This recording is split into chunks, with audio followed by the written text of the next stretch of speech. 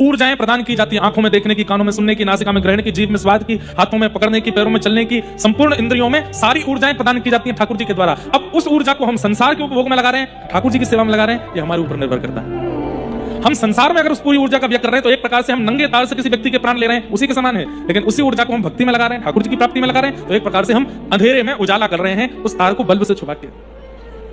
ऊर्जा हम सब में है, पर उस ऊर्जा का व्यय हम कहां करते हैं, ये हम पर निर्भर करता है। बिल्वमंगल जी ने कहा, मैंने आधा जीवन तो विषय भोग में निकाल दिया, लेकिन आज तक तृप्त नहीं हुआ, अब जाता हूं ठाकुर जी की प्राप्ति में। निकल पड़े और एक आश्रम में पहुंचे, गुरुदेव की शरण में जाकर के गुरु मंत्र लिया और कुछ वर्षों तक जप करने के बाद अपने आप को पवित्र किया। बस अब इच्छा होने लगी कि मैं वृंदावन जाऊं, जाकर के ठाकुर जी का भजन करूं। जैसे ही निकले, अब देखो कितना बलवान होता है काम, कितना बलवान होता है क्रोध, कितना बलवान होता है ये संसार के विषय। एक बार आपके अंदर आ जाते हैं, इनको निकालना कितना मुश्किल है। इतने वर्ष तक गुरु आश्रम में रहने के बाद बिल्वमंगल जी अब पवित्र हो चुके थे, लेकिन जैसे ही उस आश्रम से निकले, जा रहे थे वृंदावन की ओर, तभी देखा एक सरोवर के किनारे परम सुंदरी कन्या जल भर रही थी। नेत्रों ने जैसे ही देखा फिर रुक गए और बस उसके रूप को देखने में लगे। कहने का अभिप्राय क्या है? 2, 4, 10 वर्ष के भजन से हमारा विकार नष्ट नहीं होता है, वो जाता है बस। ऐसा हमें लगता है कि अब चला गया, लेकिन गई हुई वस्तु वापस जरूर आती है। जब तक वो नष्ट नहीं होगी तब तक आप भजन करते ही रहिए। बिल्वमंगल जी ने सोचा कि उनके चित्त का काम अब नष्ट हो गया, नष्ट नहीं हुआ था, वो कुछ दिन के लिए गया था, वापस आ गया। स्त्री को देख के फिर से उसको देखने लगे। वो थोड़ी सी विचलित हुई, जल लेकर के घर की ओर जाने लगी तो उसका पीछा करने लगे। दौड़ करके घर के अंदर घुसी, अंदर से किवाड़ बंद कर ली। पति ने कहा, क्या हुआ? पता नहीं, कोई साधु वेश में है और मेरे पीछे पीछे यहां तक चला आया है, ऐसे देख रहे हैं, मुझे तो बहुत विचित्र लगता है। पति ने द्वार खोल के देखा तो हाथ में माला लगी थी, गले में कंठी पहनी थी और साधु का ऐसा ही रूप बिल्वमंगल जी का।